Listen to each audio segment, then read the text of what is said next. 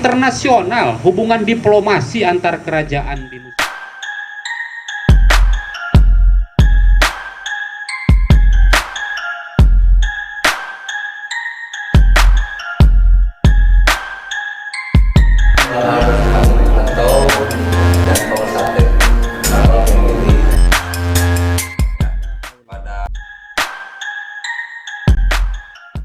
Yang isinya pun apa? Salah satunya misalkan perjanjian untuk bantuan persenjataan waktu itu, masih ingat misalkan. Kalau di bukunya Michael 8 itu ditulis bahwa di sini itu adanya meriam segala macam, tetapi ternyata dimintalah misalkan bantuan itu juga. Jadi hanya hubungan diplomasi biasa antara kerajaan dengan kerajaan, bukan laporan dari Samudra Pasai melapor kepada Turki Utsmani. Karena kalau dianggap adanya jejak khilafah itu berarti kerajaan Turki Utsmani itu membaiat, mengangkat atau menganggap bahwa Samudra Pasai itu di bawah kekuasaan Ottoman itu, tapi kan enggak begitu. Jadi hubungannya itu adalah hubungan diplomasi antar satu negara dengan negara lah, begitu kira-kira kalau sekarang itu. Nah, tapi kalau dulu itu antar kerajaan dengan kerajaan. Nah, film ini membahas Samudra Pasai dengan begitu gegap gempita, ya, dengan Sultan Malikus Saleh dan Malikus Zohir yang brilian, ya, yang menjalin koneksi dengan Mesir, India, dan Turki waktu itu. Nah, tetapi tidak ada penjelasan lengkap kenapa Samudra Pasai begitu hebat, tidak ada. Padahal begitu hebatnya itu karena ada faktor-faktor lain. Jadi film ini hanya membahas tentang, isinya itu hanya membahas tentang kekaguman terhadap pembuat film khilafah. Jadi dia hanya kagum terhadap film khilafahnya itu. Nah, padahal kan bahwa kenapa Samudra Pasai itu sampai begitu hebat begitu, bukan karena Ottoman, bukan karena Turki Utsmani, bukan. Itu harus disangkal. Hebatnya Samudra Pasai itu bukan karena bersentuhan dengan Ottoman, itu bukan. Kalau memang mereka HTI, kalau memang HTI menganggap Turki Utsmani itu sebagai simbol khilafah, bukan karena itu harus disangkal. Hebatnya Samudra Pasai itu justru karena adanya kongsi tiga kerajaan ini, yaitu adanya hubungan strategis antara Samudra Pasai, Campak, dan Kelantan. Itu bukan karena Ottoman, Pak, bukan karena Turki Utsmani. Nah, itu menurut siapa? Yaitu menurut Christopher Byers misalkan. Di dalam bukunya itu dijelaskan tentang bagaimana hubungan tiga kerajaan ini. Nah, lalu yang ketiga, ini yang paling menyakitkan dari film ini. Film ini menggambarkan seolah-olah kerajaan-kerajaan Islam di Nusantara itu inferior. Inferior itu apa? Orang yang inferior itu orang yang seperti apa sih? Ada inferior, ada superior. Inferior itu malu-malu. Orang misalkan ketika riungan di sini, manehna nama dijuru, oh inferior dia. Karena apa? Rendah diri.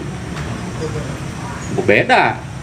Ini di masyarakat kita itu sering salah ya mengungkapkan rendah diri dengan rendah hati. Beda. Kalau rendah diri itu minder. Kalian itu jangan rendah diri. Kalau rendah diri itu di hadapan Allah baru. Kalau di hadapan manusia itu jangan rendah diri, rendah hati. Rendah diri itu minder namanya. Ololeho. Aya laleur capluk. Cicing we. Ketika diskusi ngajedog we, sineureut. Sineureut teh naon? Sineureut hese modal. Tapi aya sineureut ngomong, berarti hese ngomong. Diskusi teh cicing we kunaon sineureut. Mojar teh naon? Rendah diri dong saya mah. Oh, rendah diri teh inferior justru. Dusun lamun cek bahasa Sunda mah. Nah, di film ini kerajaan-kerajaan Islam di Nusantara itu dianggap sebagai kerajaan-kerajaan inferior di bawah superioritas Ottoman. Faktanya begitu tidak? Tidak, Pak. Bahkan kerajaan-kerajaan Nusantara itu sudah memiliki peradaban. Banyak nilai-nilai Islam itu yang justru Islam di Nusantara justru itu yang justru diadopsi juga itu dari nilai-nilai lama di Nusantara. Makanya Islam Nusantara menganggap adanya pribumisasi, adanya akulturasi. Kan ketika bercampurnya antar dua budaya akan ada akulturasi enggak? Akan ada percampuran enggak? Akan ada proses saling beri terima tidak? Akan ada, Pak. Contoh, ente punya tradisi keluarga, bener? Kawin ke pemajikan ente Susi punya keluarga kan? Keluarga si Susi dan keluarga ente itu punya dua tradisi yang berbeda, bener? Tetapi ketika bercampur itu dua tradisi, maka akan melahirkan tradisi baru, bener tuh? Tradisi Nusantara itu sudah ada di Nusantara. Datanglah Islam dengan tradisinya, maka akan bercampur itu, akan ada proses beri dan terima. Islam memberi tradisi baru, Nusantara menerima tradisi baru. Begitupun Nusantara memberi tradisi Nusantara kepada Islam, maka Islam, tradisi Islam yang datang itu akan menerima tradisi Nusantara. Tetapi dalam berislam itu ada yang dibahas dengan ketika tradisi itu tidak bertentangan dengan Quran dan Sunnah, maka itu akan dilakukan di dalam berislam. Banyak Islam di Nusantara itu tradisi-tradisi yang justru itu hasil dari tradisi Nusantara yang masuk ke Islam. Begitupun tradisi Islam masuk ke Nusantara. Contohnya apa? Tradisi Islamnya itu adalah sholat, masjid, bener ya? Kemudian naon deui? Ngaji. Itu tradisi Islam. Tiba-tiba di Nusantara itu ditemukan ada orang sholat bersarung, berkopiah hitam, berbaju batik. Masjidnya masjid yang dibuat dari dari kayu, musola kecil. Di atasnya ada stupa berumpak 3. Di Arab gitu ente. Berarti itu hasil dari persentuhan antara Islam dengan tradisi Nusantara. Yang dari tradisi Nusantaranya apa? Pakai sarung, baju batik, kopiah hitam. Itu tradisi Nusantara. Lalu tradisi Arabnya apa? Masjidnya itu. Tetapi masjidnya pun sudah terpengaruh oleh tradisi Nusantara. Apa? Oh, pakai stupa 3. Stupa 3 itu dari mana? Tradisi mana? Jawa. Tradisi Nusantara, tradisi Jawa, yang itu adalah tradisi Hindu. Tapi itu tidak masalah. Merusak keimanan tidak. Itulah yang disebut dengan Islam Nusantara. Begitu ceritanya. Jeung eta teh sudah menjadi keseharian di kita. Dan itu yang ditentang. Menentang Islam Nusantara, tetapi mereka sholat di musola anu palupuhna teh tina kayu. Manehna anti Islam Nusantara aneh. Sholat anti Islam Nusantara, mereka sholat pakai sarung.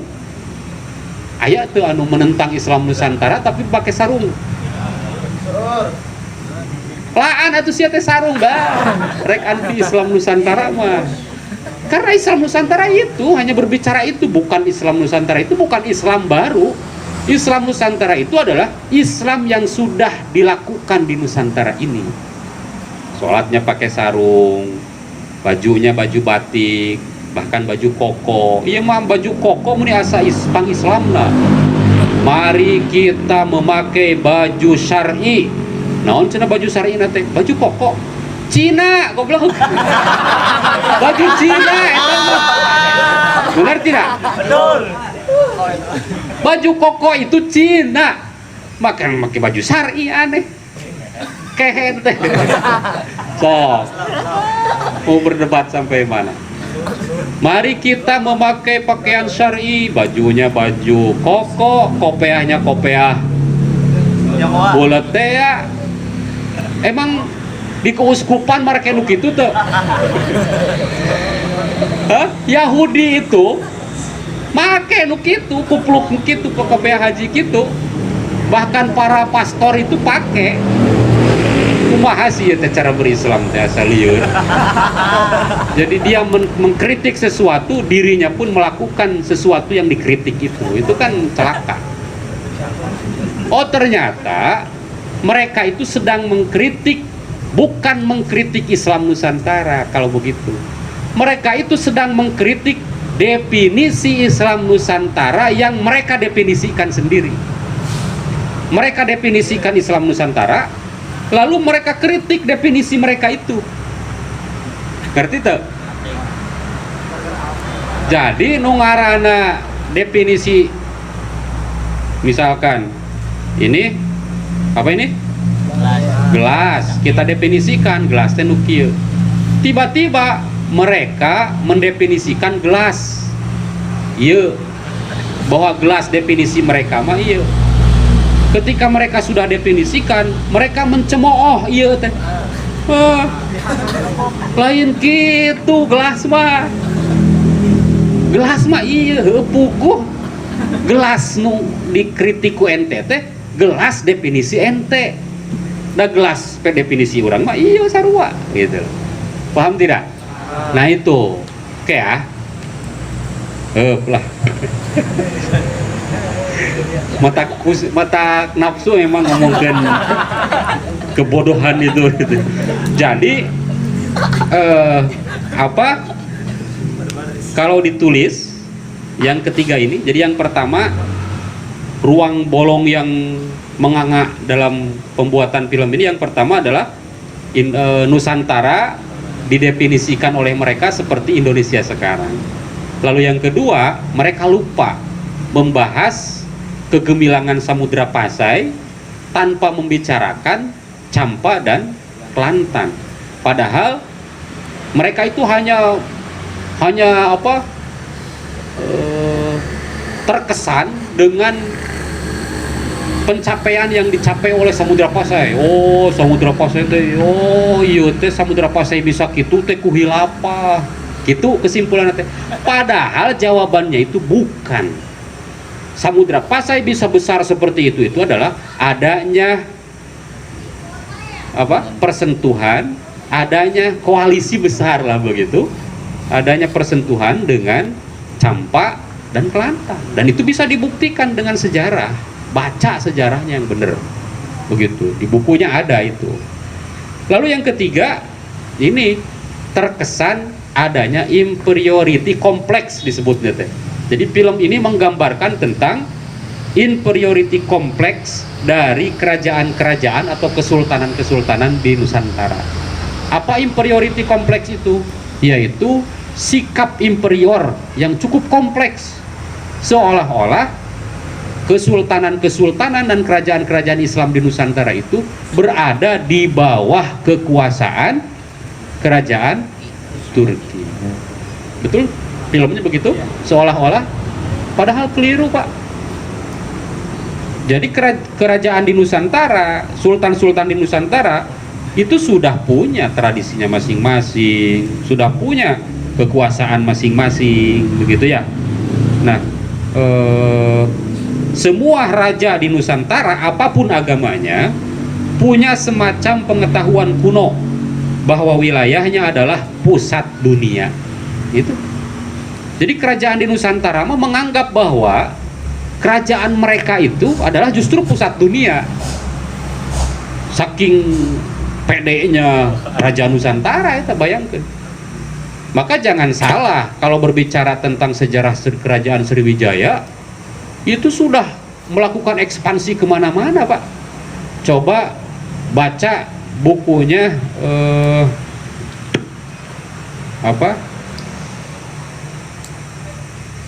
di bukunya Owe Walters. Di bukunya Owe Walters itu tentang kerajaan Sriwijaya, itu digambarkan bagaimana besarnya kerajaan Sriwijaya. Itu sampai ke Romawi sana, itunya kekuasaannya itu sampai sejajar gitu loh dengan imperium-imperium yang ada di Eropa itu. Apalagi kalau berbicara Majapahit. Majapahit itu apalagi, itu sudah, ya pokoknya Nusantara keren lah.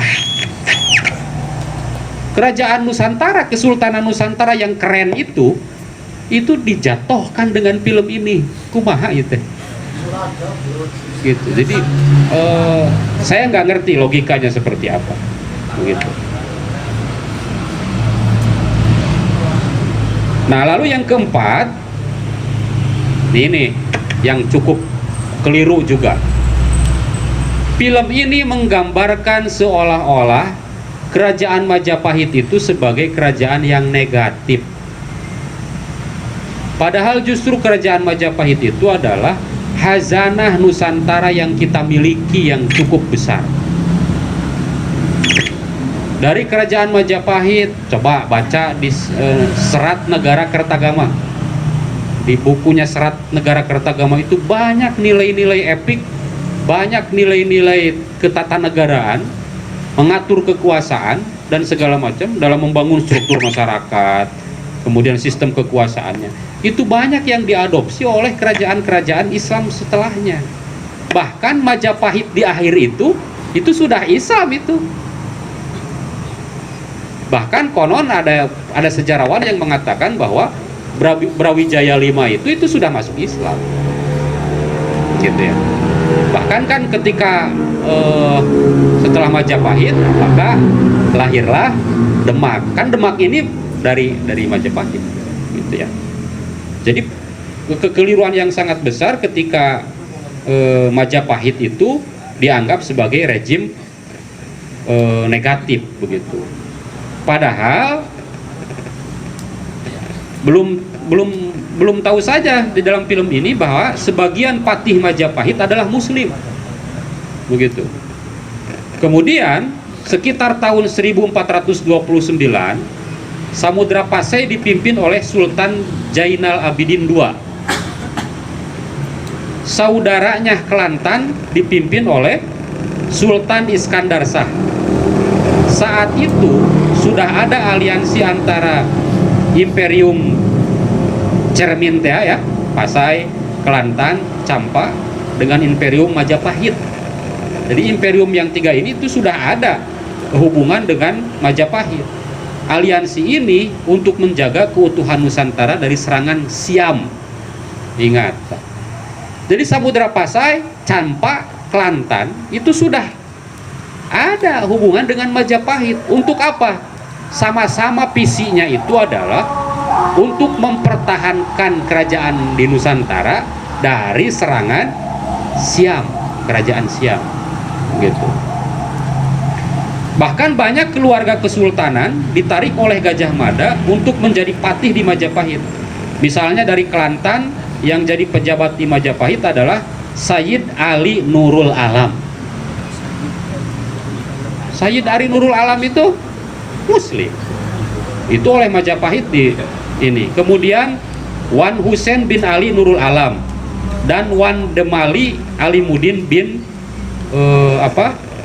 Nurul Alam. Nah, ini sudah ditarik oleh Gajah Mada untuk menjadi patih di Majapahit. Berarti kalau begitu Majapahit itu kalau digambarkan negatif itu tidak pada tempatnya, begitu. Ini sumbernya dari mana? Sumbernya dari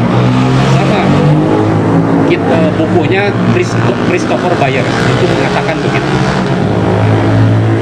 Kemudian betul memang Majapahit melemah dan penuh korupsi, tetapi andai tidak dibantu oleh patih-patih Muslim ini, mungkin malah hancur lebih cepat, begitu.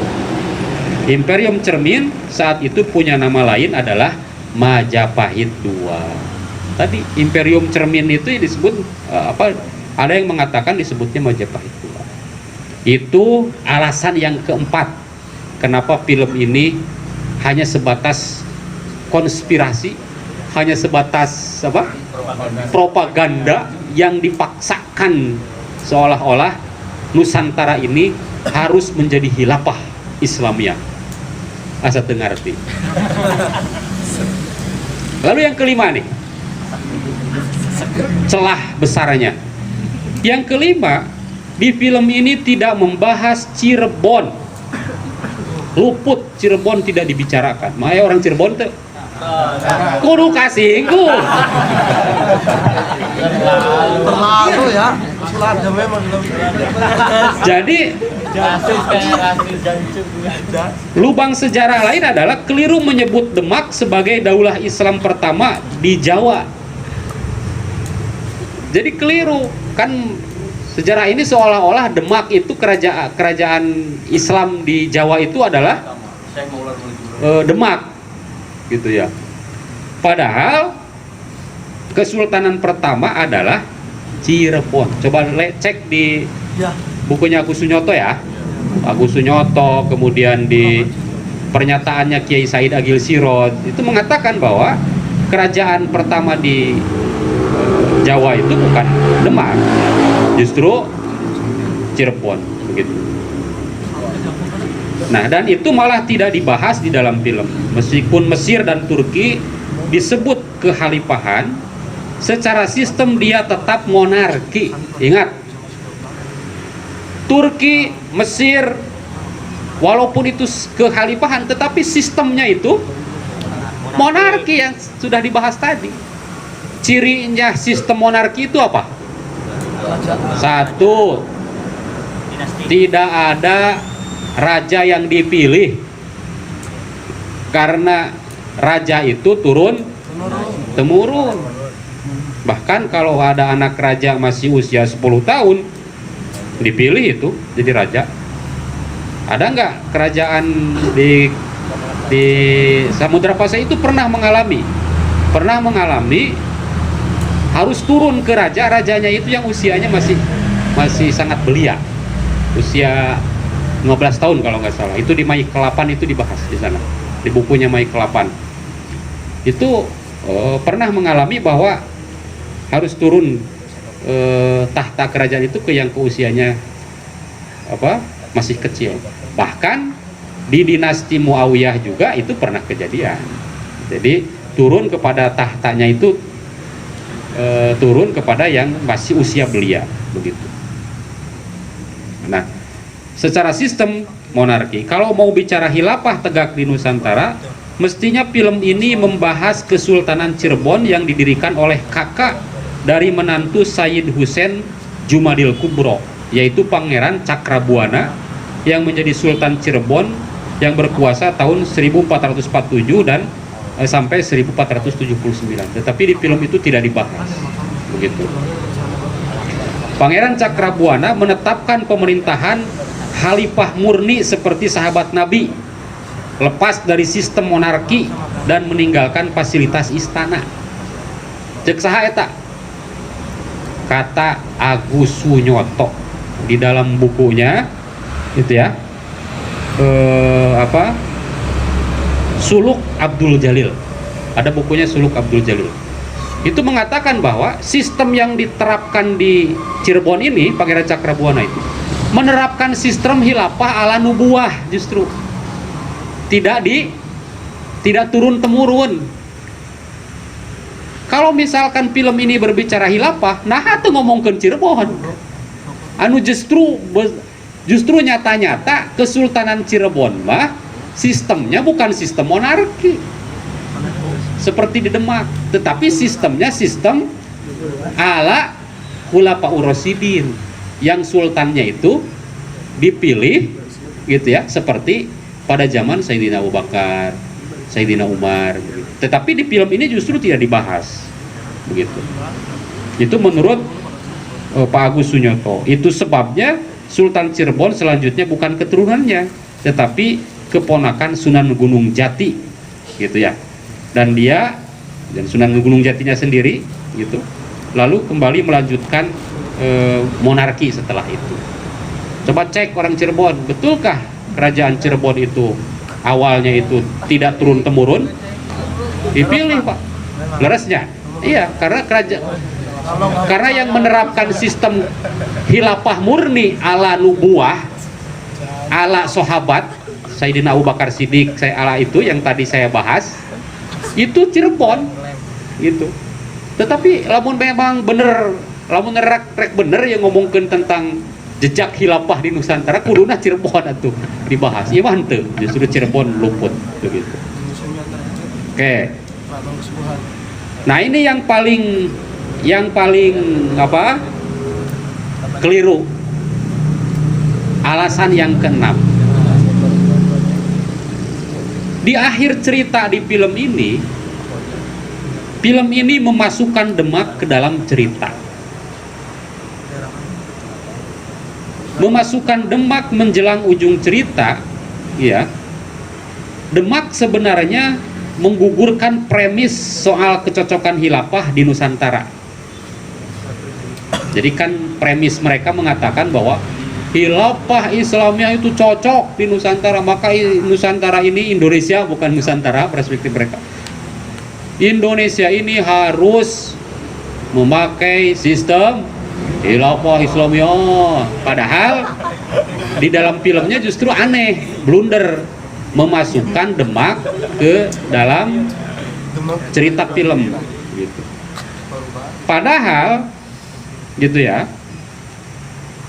Kenapa ketika Demak itu seolah-olah, kalau dalam sejarahnya ada yang menganggap bahwa Demak itu menggusur Majapahit, padahal kan bukan, sebetulnya menggantikan. Kenapa ketika Majapahit itu tergantikan dengan Demak, yang konon katanya itu, tetapi justru perpecahan terjadi, gitu ya. Jadi Nusantara malah pecah menjadi banyak kerajaan. Kenapa kerajaan-kerajaan Islam itu tidak bisa menjadi besar di wilayah Majapahit? Jadi narasi yang mereka bangun dari awal justru melemah ketika memasukkan Demak sebagai contoh dari cocoknya khilafah Islamiyah di Nusantara. Jadi itu lubang yang menganga. Jadi kesimpulan, film ini film yang memang sangat penuh dengan propaganda, sangat penuh dengan premis-premis atau narasi-narasi konspirasi, seolah-olah ingin memutarbalikkan sejarah masuknya Islam di Nusantara. Itu ada jejak khilafah Islamiyah yang perspektif mereka di Nusantara. Tidak bisa dipungkiri bahwa adanya persentuhan antara kerajaan-kerajaan Nusantara dengan Mesir, dengan Turki, betul pada sisi itu. Ya, betul, sangat betul. Sejarah membuktikan itu. Tetapi bahwa Mesir dan Turki dianggap sebagai khilafah Islamiyah, itu tidak. Karena Mesir dan Turki itu dinasti. Sistemnya sistem kerajaan yang sama posisinya dengan sistem kerajaan yang ada di kita. Lalu pertanyaan yang paling besarnya, khilafah Islamiyah nu kemaranehanana diusung teh khilafah Islamiyah model kumaha?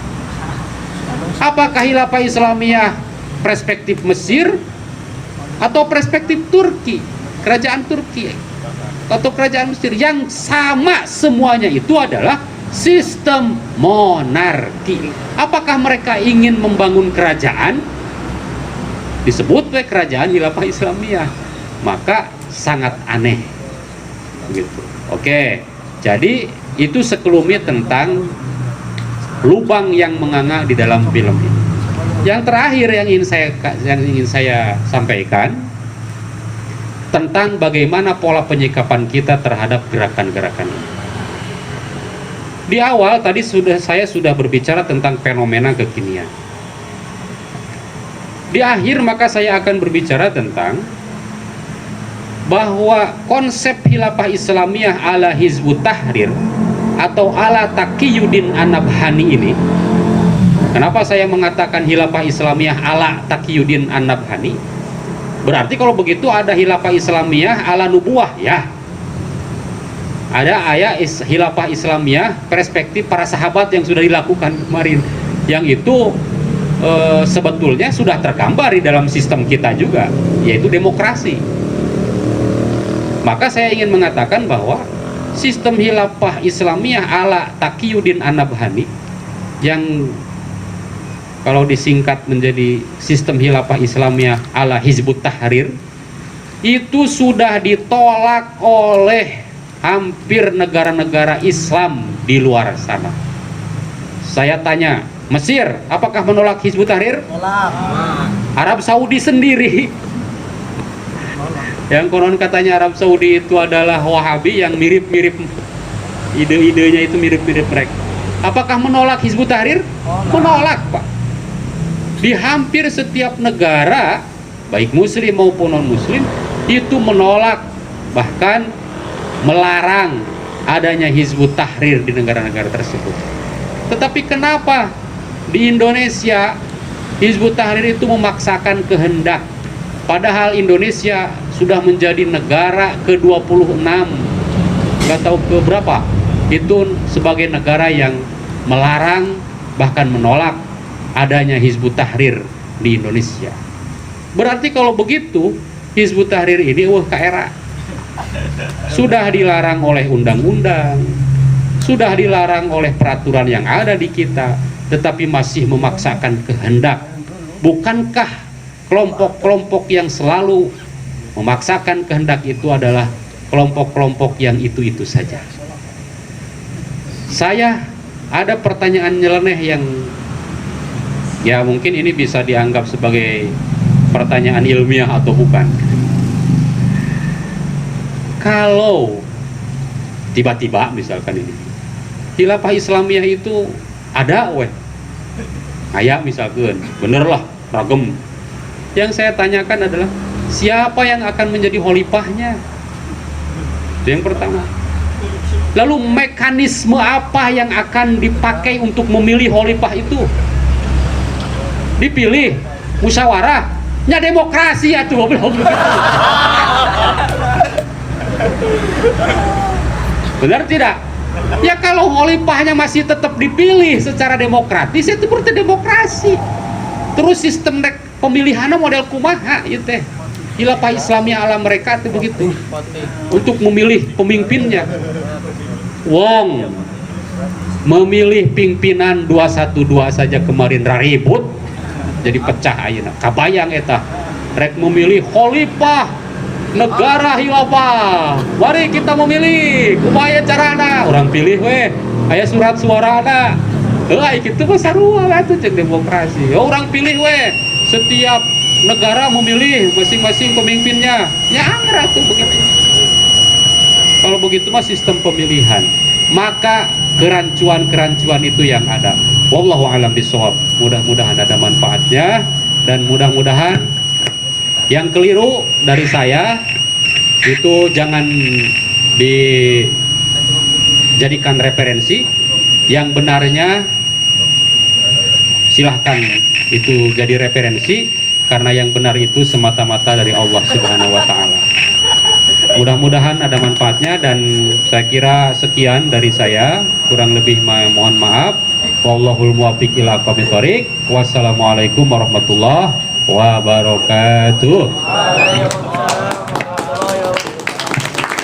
Terima kasih kepada sahabat Ramlan Maulana, sangat jelas untuk mengupas film